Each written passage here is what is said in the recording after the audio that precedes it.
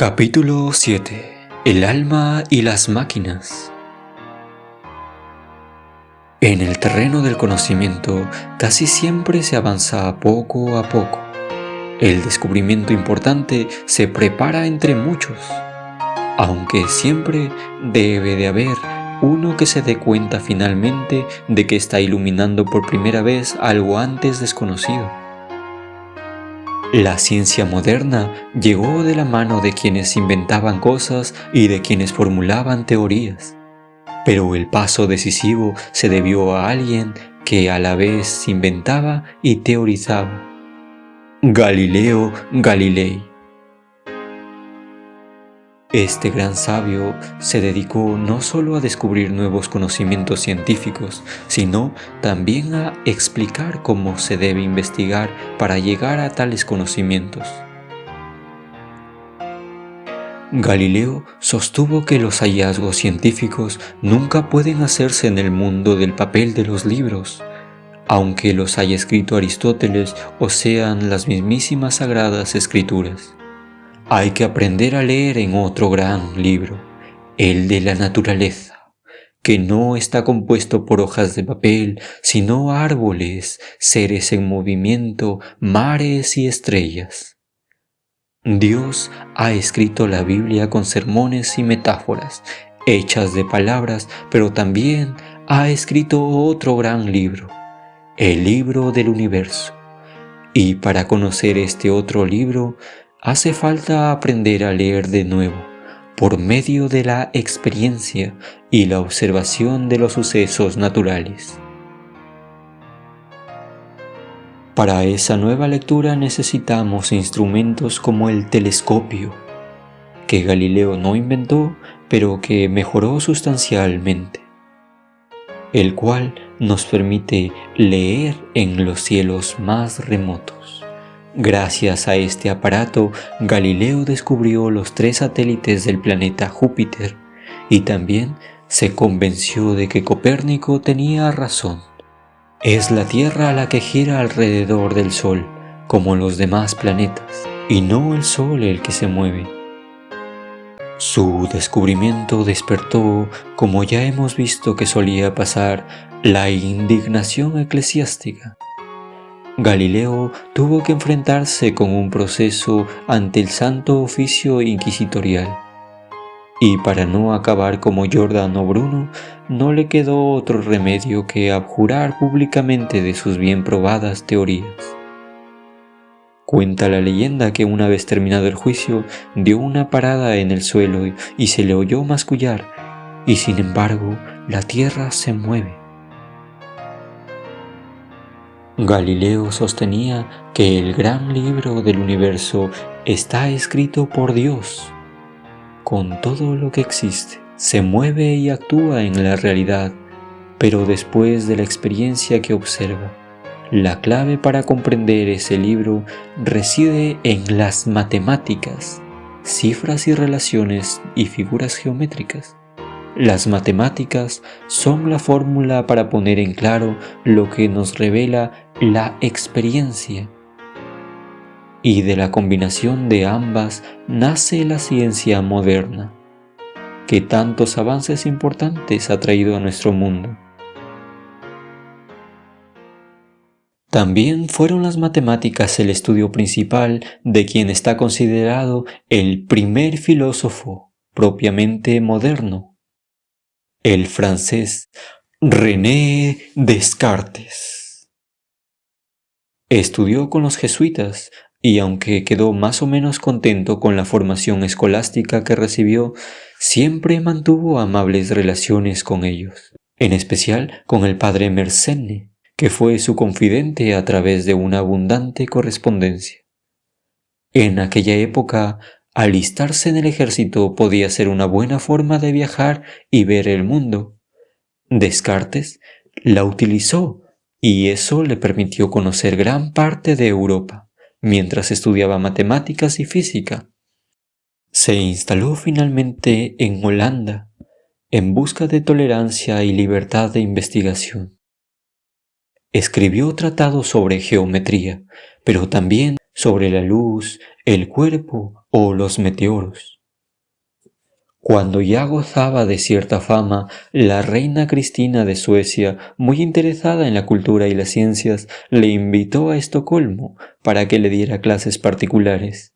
Lo malo es que la única hora que tenía libre la soberana eran las 5 de la mañana, que no es momento para hacer filosofía, sino de estar bien arropadito en la cama, sobre todo en Suecia, con el frío que hace. Además, Descartes nunca había tenido buena salud, de modo que en uno de esos madrugones pilló una pulmonía y se murió. A los filósofos nunca les ha sido demasiado provechoso empeñarse en complacer a los príncipes. René Descartes. La mayor preocupación de René Descartes, su nombre traducido al latín como Cartesius, fue buscar la certeza del conocimiento. ¿Cómo podemos alcanzar una seguridad en todos los saberes semejante al que tenemos en matemáticas? Pero su originalidad fue centrarse en elementos biográficos de su propia vida para indicar el camino a seguir. En griego, camino se dice método. Antes de dictar normas para todos, contó en primera persona su propia aventura intelectual. Cuenta Descartes que cierta noche estaba sentado junto a una estufa en su campamento militar y de pronto comenzó a dudar de todo lo que había aprendido hasta la fecha. ¿Y si todo lo que sabía fuera erróneo? ¿Podía estar seguro de algo?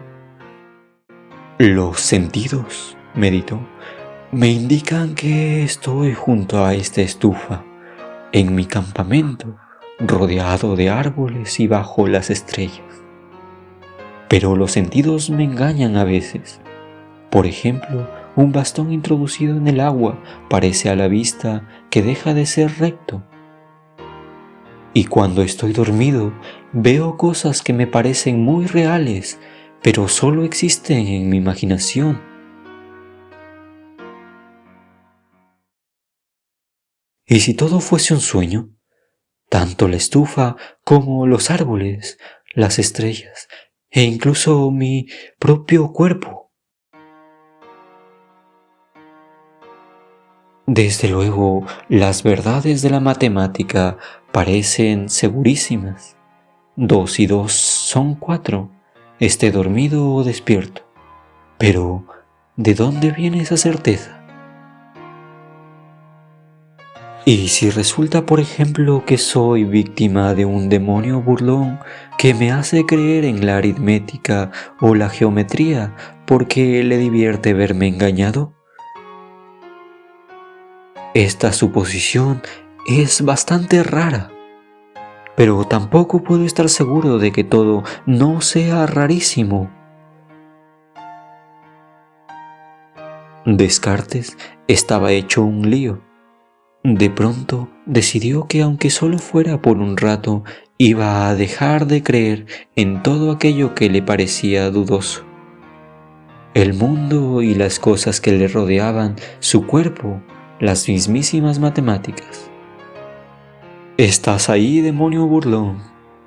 Pues no te quedarás conmigo. Bien, ahora ya no me creo nada de nada, pensó Descartes. De modo que nada hay de cierto, todo es dudoso. ¿Todo?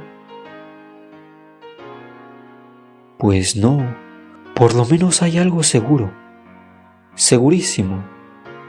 Y Descartes empezó a sonreír con alivio al darse cuenta. Lo seguro es la duda misma. Caramba, seguro que estoy dudando de todo. Y si dudo es porque estoy pensando. Dudo de lo que pienso, pero al menos es imposible dudar de que pienso, puesto que dudo. Y si pienso, eso demuestra que existo. Soy una cosa que piensa y duda, pero seguro que existo. Por fin Había encontrado Descartes algo claro y evidente a partir de lo que empezara a volver a creer en la realidad. Porque si la evidencia de que él existía le resultaba irrefutablemente clara, por mucho que dudase de lo demás, ese criterio de claridad y evidencia podía servir para identificar otras verdades igualmente ciertas que la de su existencia. Por ejemplo, estaba lleno de ideas que le venían de sus sentidos, del mundo, de las cosas, quizá de los sueños, de todo lo dudoso, pero tenía la idea de la perfección absoluta, y esa idea no podía habérsela sugerido nada de este mundo, donde todo es imperfecto. De modo que la idea de perfección hace evidente y clara la existencia de un ser absolutamente perfecto, a lo que llamamos Dios.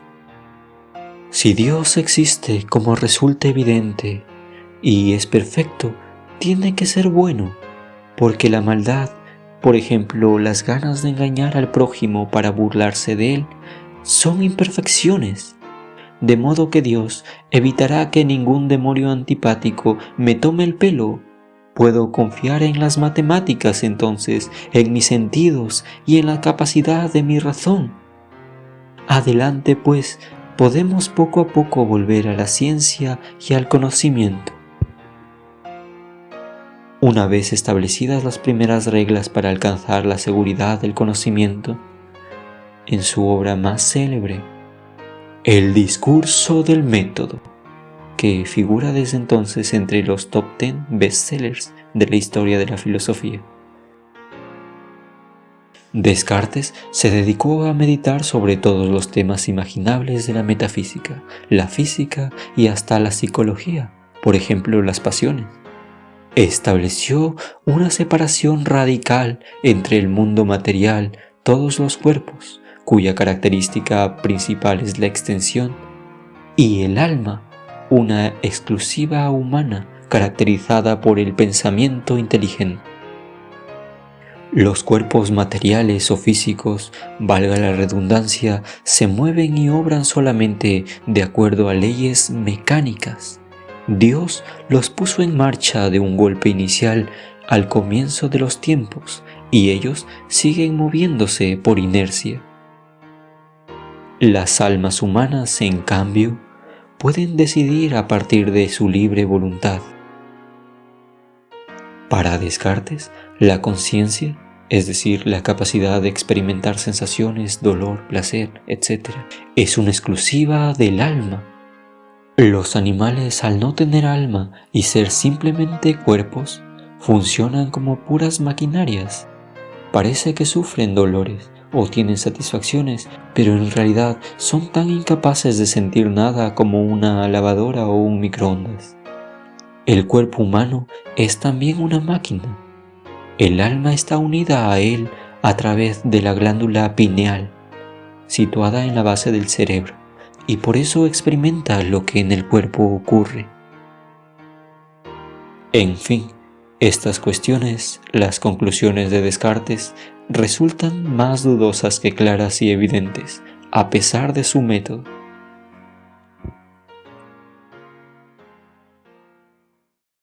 El pensamiento de Descartes causó impacto en toda la Europa culta de su tiempo.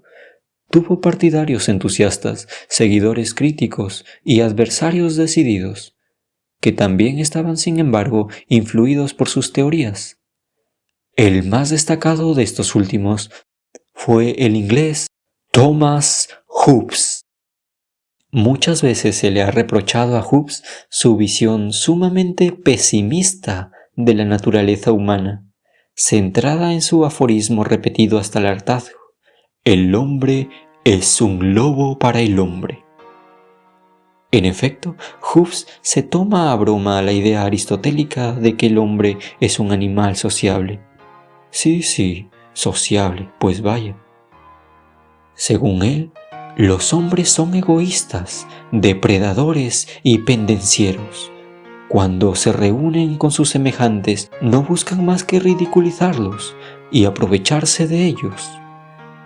Si de vez en cuando se consigue una sociedad bien ordenada donde la gente pueda convivir sin utilizar la violencia contra el prójimo, no es porque los hombres tengan un instinto que los haga sociables, sino al contrario, porque un poder inexorable y absoluto se impone contra las tendencias de la naturaleza humana y consigue domesticarla.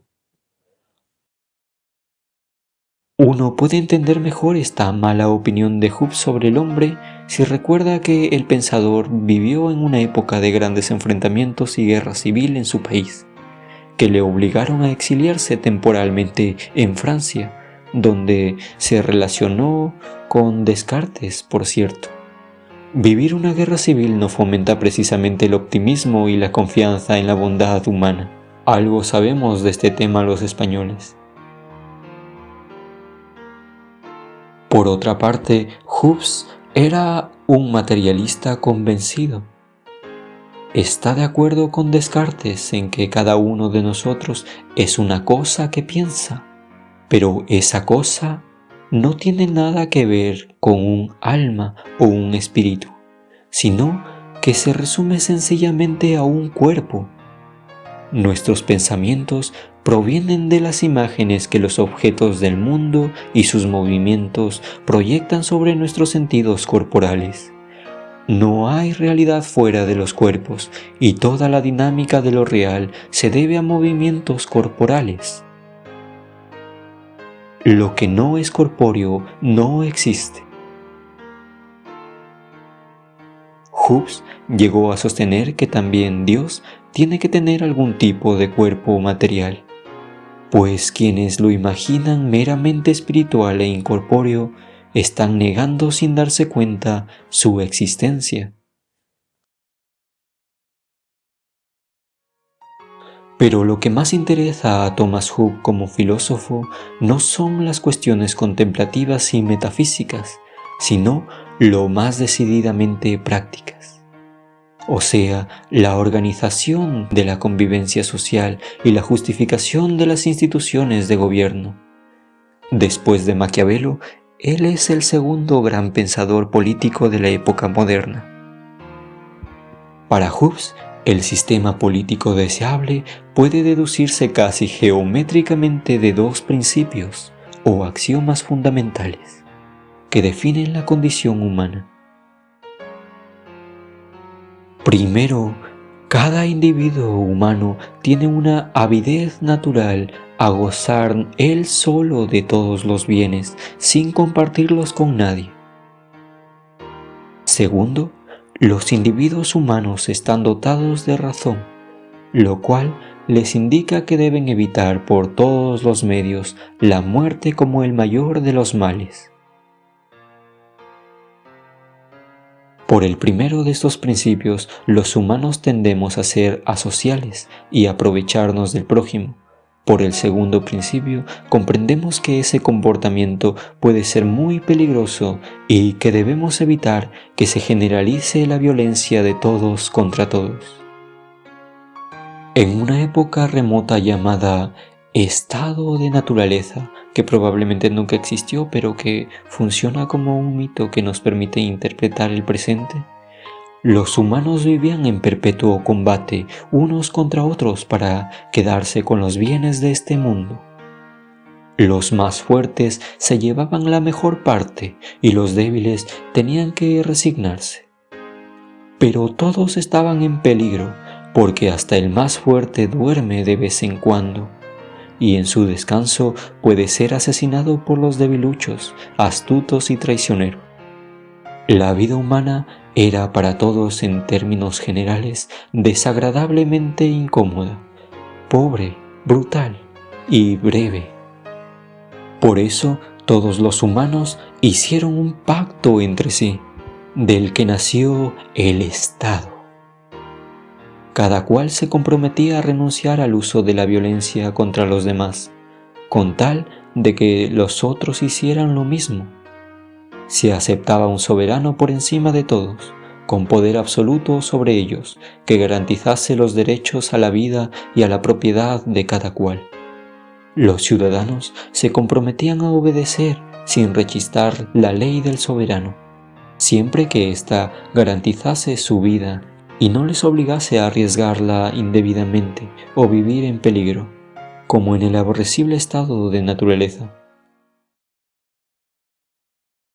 No habría derecho a rebelión ni por motivos religiosos ni por afanes facciosos de otro tipo, salvo si el propio pellejo estaba amenazado.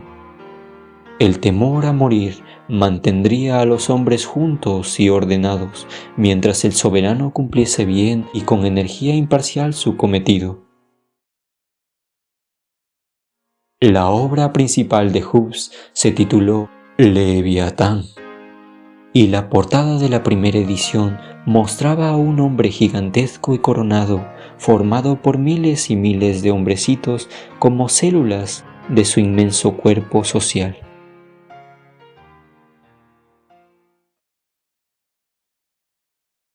Tanto Descartes como Hobbes intentaron aplicar la nitidez de los razonamientos matemáticos a problemas filosóficos.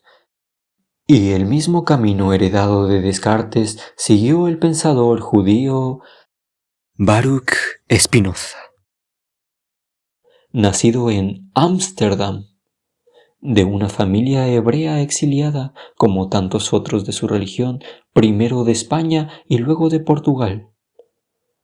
Durante toda su breve y sabia vida, que solo vivió 44 años, Spinoza no dio más que lecciones de cordura, tolerancia y alegría racional. A cambio obtuvo intransigencia, exclusión y se convirtió durante siglos en uno de los autores más calumniados y malditos de la historia de la filosofía.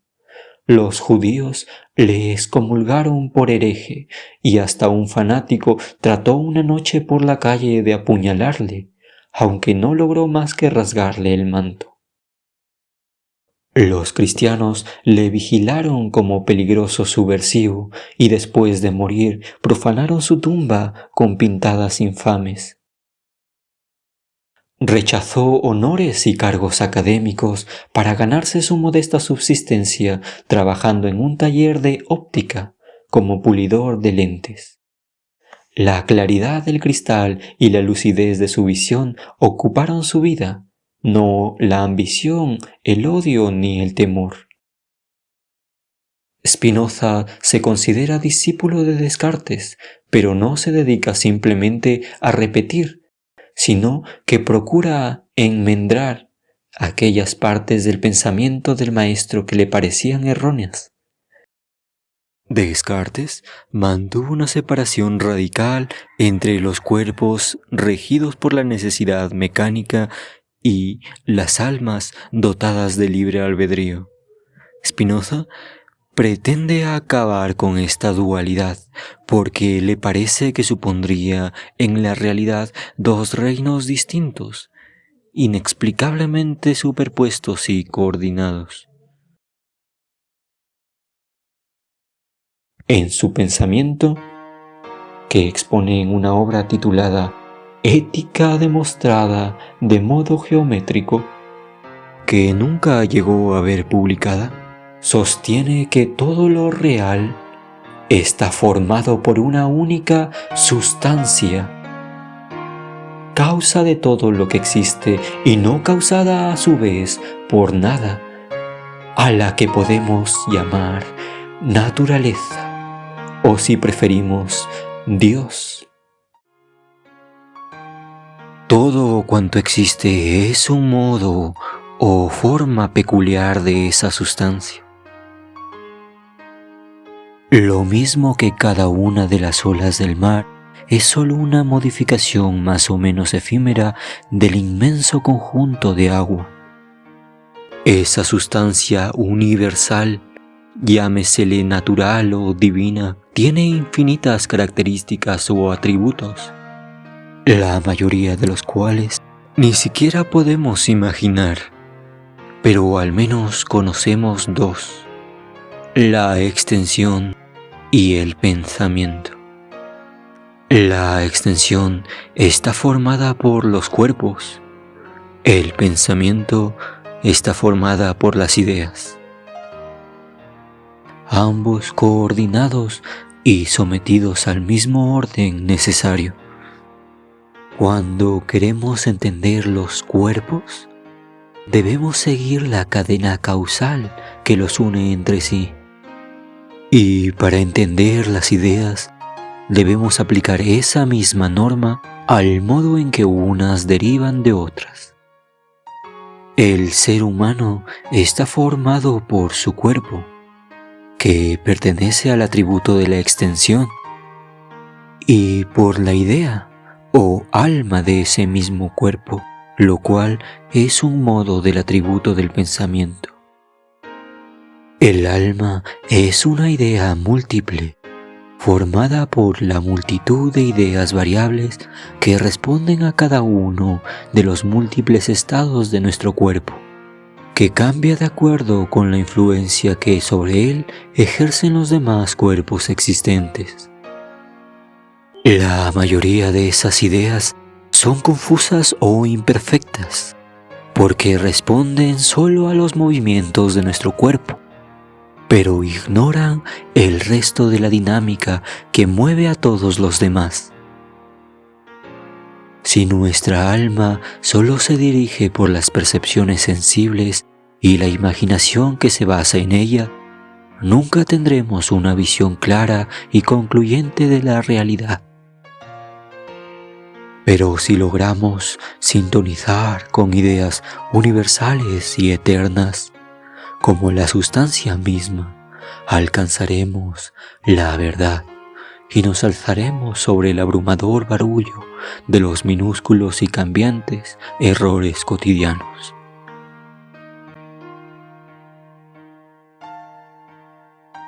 Un error, por ejemplo, es creer que el hombre es libre como si fuera una especie de reino aparte, no sometido al resto de la sustancia universal en su orden necesario. No somos libres de inventarnos una naturaleza propia a nuestro gusto, ni un cuerpo que funcione como nosotros querramos. Yo soy libre de elegir entre la carne o el pescado a la hora de comer, o entre el agua o el vino cuando tengo sed. Pero no soy libre para comer clavos o beber lejía, porque mi cuerpo no lo soportará. Si quiero salir de casa y vivo en el 6º piso, puedo optar por bajar la escalera o por tomar el ascensor, pero no por echar a volar por la ventana como un pájaro. De modo que cuanto más me deje llevar por los caprichos de mi imaginación, alentada por ideas confusas, menos libre seré. O sea, menos haré lo que me conviene y necesito. Más me arrastrará lo que no soy yo, lo que me rodea.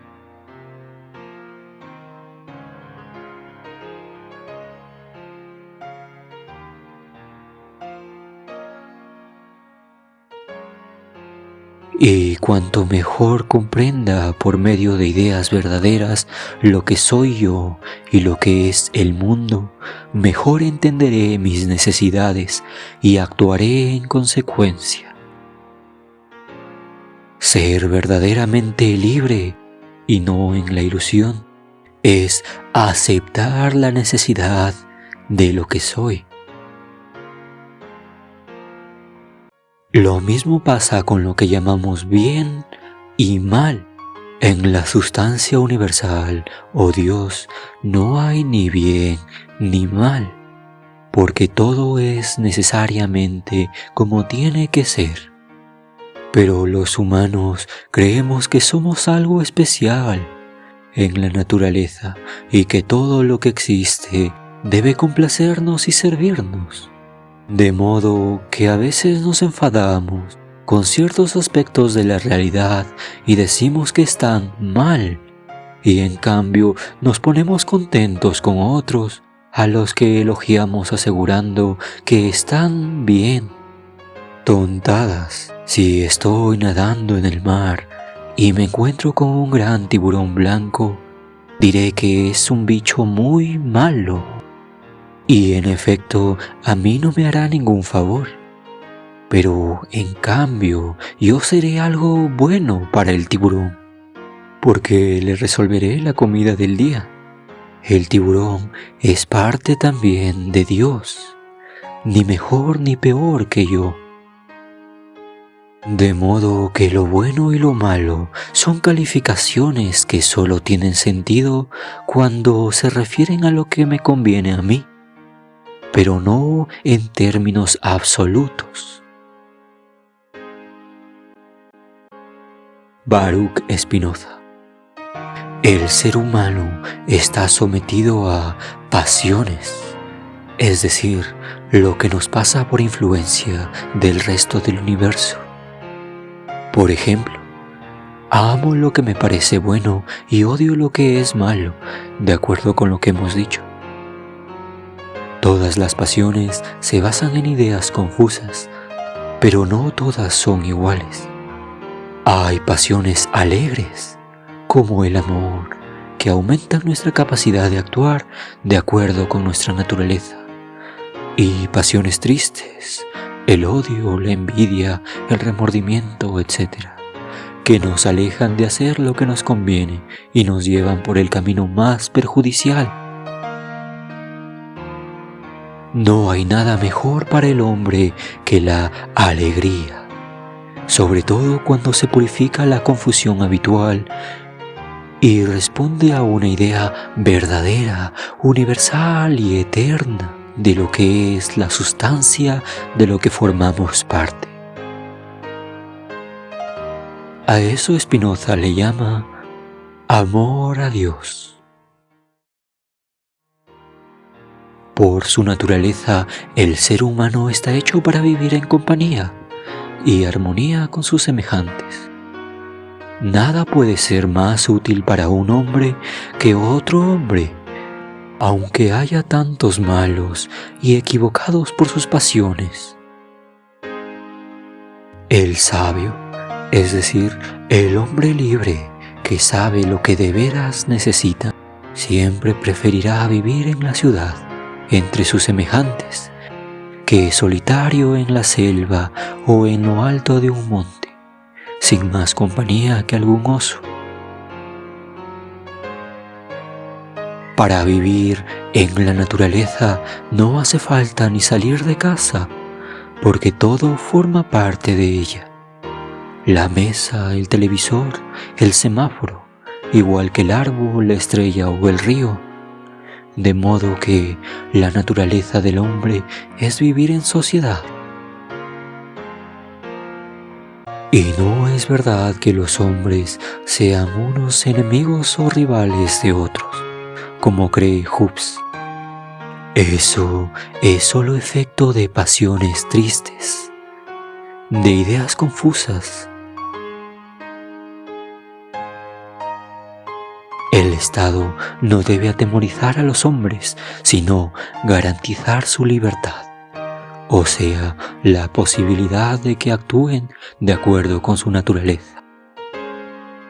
Y como en nada actúa el alma humana tan propiamente como en la búsqueda del conocimiento y la verdad, el Estado debe fomentar la libre investigación y la discusión de ideas, evitando poner su fuerza al servicio de la intransigencia obtusa, la superstición o la inquisición que prohíbe pensar al vecino. Queda claro ahora por qué Spinoza fue tan odiado por los tristes y considerado el peor enemigo por quienes suponen que Dios es una especie de tirano tan supersticioso e incapaz de razón como ellos mismos. Frente a Spinoza se alzó otro filósofo que comprendió bien la importancia de su pensamiento, pero optó por defender tesis opuestas, al menos en parte. Gottfried Wilhelm Leibniz. Eran de caracteres muy distintos. Leibniz era un hombre de mundo, se movía como un pez en el agua en la corte. sabía halagar a los poderosos y no desdeñaba las subvenciones que le permitiesen vivir sin agobios. Pero no era ni mucho menos uno de esos gorrones pisaverdes que vemos mariposear en torno a los príncipes y ministros. Tenía un talento extraordinario y lo utilizó en los campos más diversos. Como en las matemáticas, descubrió el cálculo infinitesimal, la lógica, la teología, la historia y también la política. Fue un avanzado en intentar la unión entre los reinos europeos. En cierta ocasión visitó a Spinoza en su taller holandés, pero casi clandestinamente, y luego negó todo el asunto. No quería verse relacionado con ese peligroso judío que le fascinaba y cuyo genio era de los pocos capaces de entender. Leibniz también creía en un orden del mundo, pero no geométrico y necesario como el de Spinoza, sino espontáneo y libre. Por supuesto, aunque a la mirada superficial parezca caótico y absurdo, todo en el universo responde a un propósito. Es algo parecido a esos entretenimientos de los periódicos, que ofrecen una serie de puntos aparentemente dispersos, pero los cuales pueden unirse con una línea, consciente de su ordenamiento, para representar un rostro o cualquier otra imagen.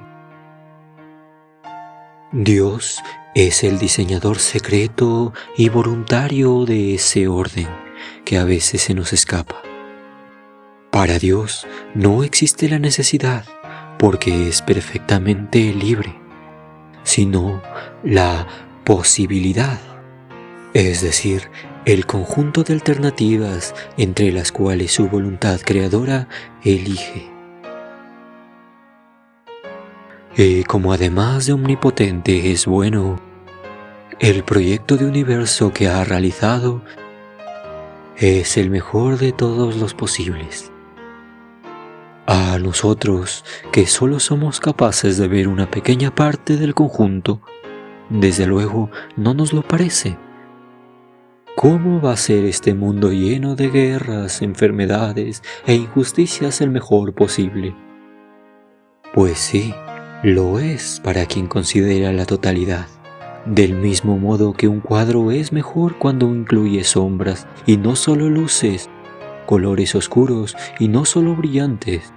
Por ejemplo, Dios podría haber hecho a todos los seres humanos obligatoriamente buenos, pero eso les hubiera robado su libertad. Es mejor que sean libres, aunque por ello elijan a veces hacer fechorías. La posibilidad del mal mejora el mundo, según Leibniz. En el universo de Leibniz, nada está hecho mecánicamente y en serie, porque todo es individual y único. No hay dos seres iguales, ya que si fuesen exactamente iguales, serían el mismo. Toda la realidad está compuesta de mónadas, una especie de átomos espirituales, simples, que no tienen extensión ni por tanto partes divisibles. Cada una de las mónadas es distinta de las demás, y todas han sido creadas directamente por Dios, que también es el único que puede destruirlas. Las mónadas son como pequeños mundos, completos y cerrados en sí mismos. No tienen ventanas, es decir, comunicación con otras. Y sin embargo, todas están coordinadas, y cada una incluye dentro de sí la representación más o menos confusa, ya hemos dicho que todas son diferentes, del conjunto universal. ¿Cómo puede suceder tal concordancia? Precisamente por lo que Leibniz llama armonía preestablecida determinada por Dios. Imaginemos dos relojes que marcan siempre la misma hora. El ingenuo creerá que uno influye en otro, pero el sabio comprende que han sido puestos en hora por el mismo gran relojero. De modo que los cuerpos se rigen por mecanismos materiales, y las mónadas espirituales responden exactamente a ellos porque el Creador ha decidido esta coordinación automática entre unos y otros desde el primer día de la creación y para siempre.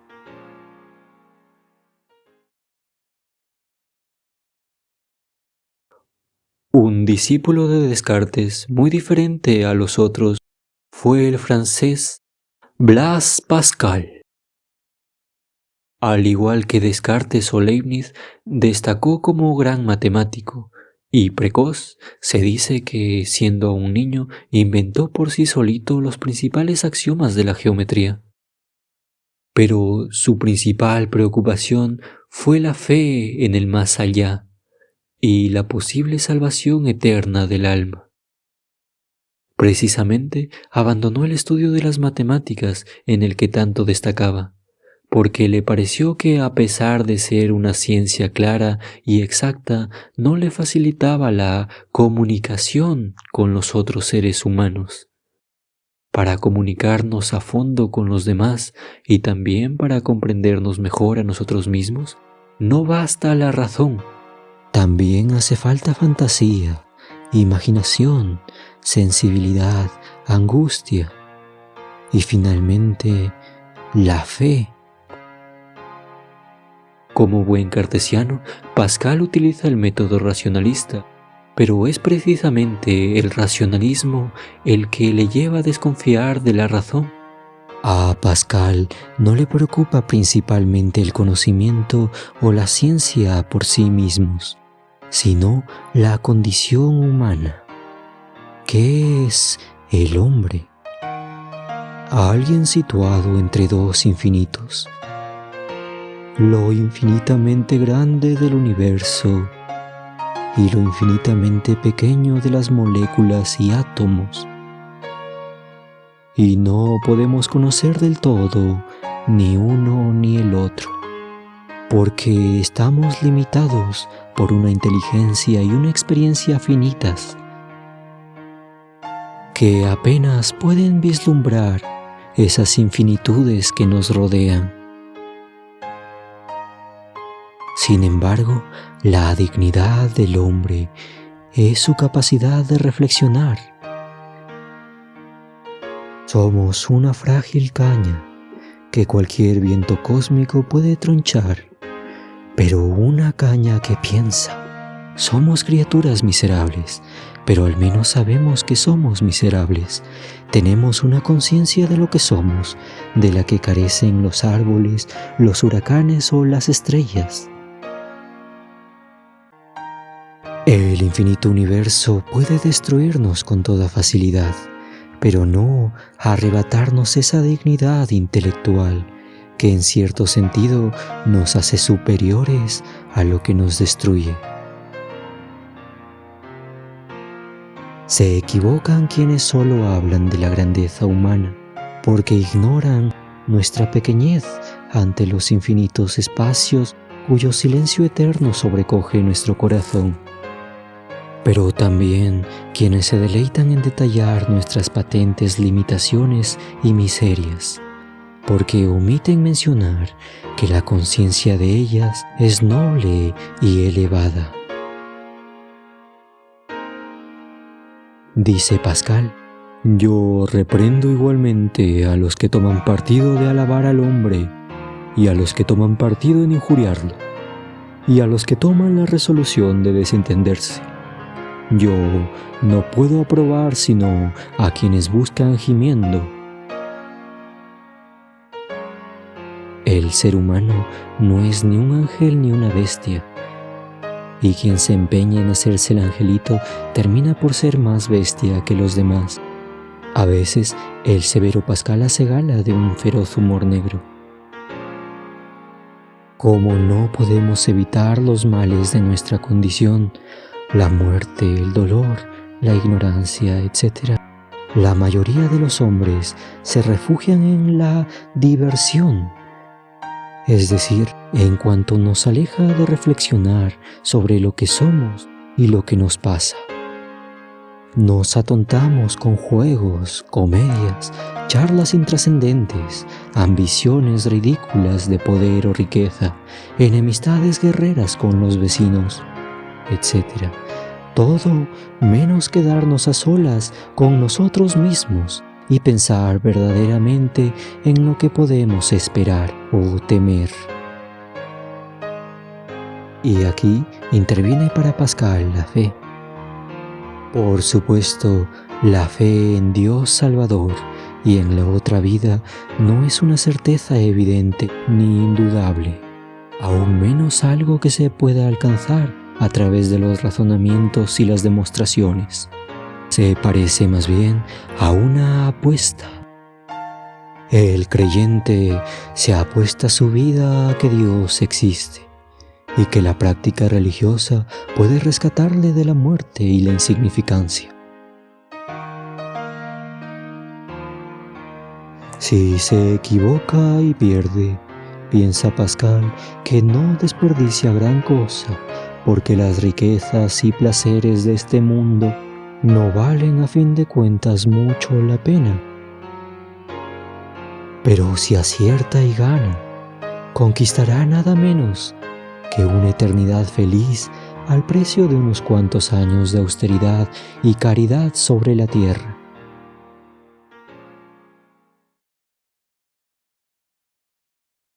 Otro de los hijos díscolos de Descartes, es decir, que aprendió mucho de su filosofía pero se rebeló contra él, era el napolitano Giambattista Vico. Fue un autor a veces confuso y algo caprichoso, pero profundamente original. También Vico se opuso a la idea geométrica del conocimiento como evidencia racional que tenía Descartes. Los humanos estamos vitalmente seguros de muchas cosas que no podemos demostrar ni resultan evidentes en el sentido matemático del término. No es lo mismo lo verdadero, que es imprescindible para la razón, que lo cierto, que es indispensable para la vida. En la mayoría de las cuestiones cotidianas no podemos aspirar a un conocimiento claro y distinto de todas las circunstancias. Si esperamos a tenerlo y mientras tanto no hacemos nada, vamos listos. Constantemente tenemos que actuar. La vida lo exige. Y para la acción, lo importante no es la verdad clara y distinta, sino lo probable. En el fondo, conocer algo completamente supone saber hacerlo. Y por eso la naturaleza solo la puede conocer del todo Dios, que es su autor. El ser humano, en cambio, solo puede tener ideas limitadas y abstractas de los sucesos naturales o de sí mismo. Pues nada de eso es obra suya, pero en cambio comprende perfectamente las matemáticas porque él las ha inventado. Pero hay otra cosa que los humanos van haciendo, a tientas y de manera problemática. Es la historia. La gran aportación de Vico es convertir la historia en cuestión central de la filosofía moderna. La historia es la búsqueda de la ciudad ideal, de la comunidad perfecta en que los hombres puedan vivir de manera plenamente armónica. A lo largo de los siglos se van desplegando la larga marcha que lleva al hombre desde su caída y su pecado original en el paraíso hacia una nueva condición feliz. Lo que cuenta en la historia no es constatar lo que fue, es y será, sino lo que debió, debe y deberá ser. Es decir, la valoración de los acontecimientos. Desde luego, esa marcha hacia lo mejor no siempre es impulsada por motivos nobles o desinteresados, porque los humanos actuamos llevados por afanes egoístas o estrechos. Pero a pesar de todo, la providencia hace avanzar a la sociedad. Tampoco ese avance es lineal e inexorable.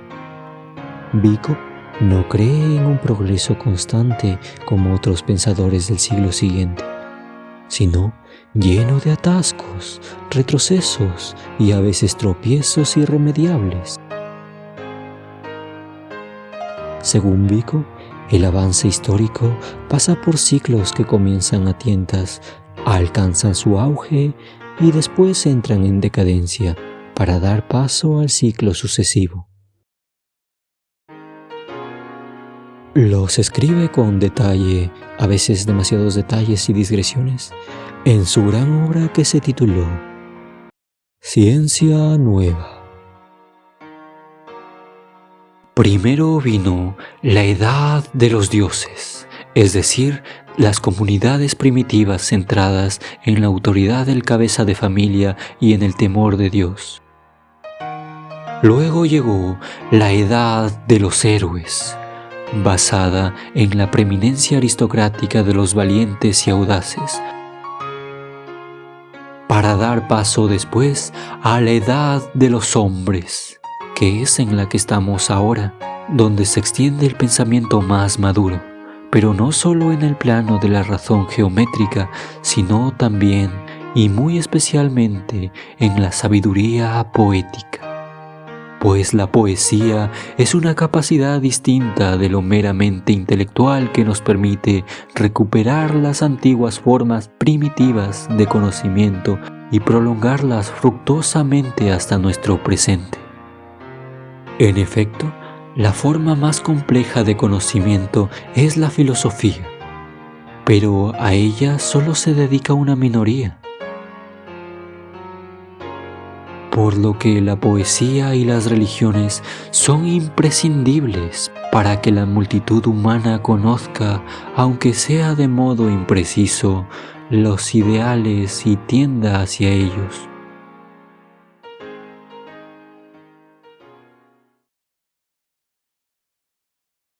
También en Inglaterra tuvo Descartes un estudioso ilustre y por tanto en parte discrepante, John Locke.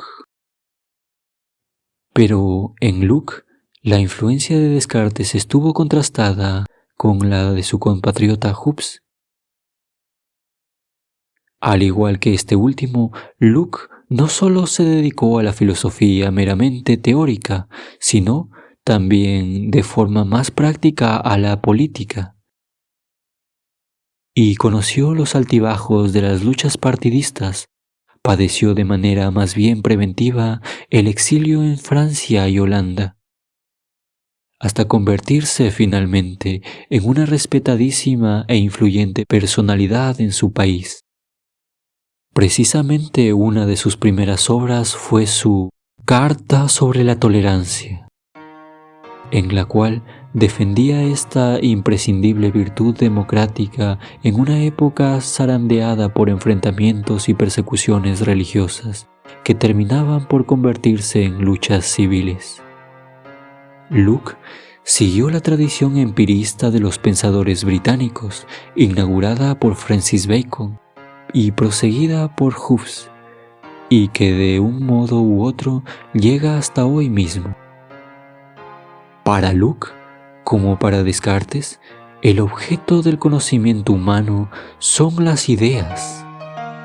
Pero para él no hay más ideas en nuestro entendimiento que las que provienen de la experiencia. Sin la información sensorial sobre la realidad del mundo que aportan nuestros sentidos, nuestra mente permanecería en blanco, como una página sobre la que no se ha escrito nada.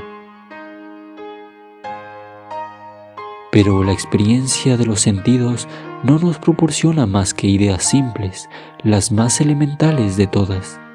Formas, colores, sonidos, reposo o movimiento, y también el placer, el dolor, la unidad o la existencia misma de las cosas, lo que hay y lo que no hay. A partir de esas ideas simples se forman por medio de los mecanismos de combinación, yuxtaposición y análisis ideas más complejas, esenciales para las formas más sofisticadas y científicas de nuestro saber. El entendimiento humano lo recibe todo de la experiencia pasivamente, pero luego actúa y relaciona las ideas recibidas unas con otras. Gracias a ello, acuñamos conceptos del universal y general, que se hacen patentes por medio del lenguaje y que solo existen como términos en él. A partir de lo particular, que es lo único que nuestros sentidos encuentran en el mundo real, llegamos a términos universales del lenguaje, que expresa nuestras ideas más complejas. También teorizó Locke sobre cuestiones políticas, tratando de establecer cómo deberá ser la mejor forma de gobierno. Sus reflexiones siempre están llenas de buen sentido y moderación, aspirando a una defensa firme pero socialmente ordenada de las libertades individuales. Fue el primero que apuntó a la separación de poderes, pues, según él, debía existir un poder legislativo parlamentario que establezca la mayoría de las leyes, y luego un poder ejecutivo que las ponga en práctica de manera efectiva. Y también concedió por primera vez importancia a la educación de los ciudadanos, rechazando los castigos corporales que entonces y aún luego y durante mucho tiempo estaban vigentes en las escuelas, y propugnando que se educase no solo en conocimientos objetivos, sino también formando personas capaces de vivir socialmente con los demás y de ser influidos por la aprobación o desaprobación razonada de sus conciudadanos.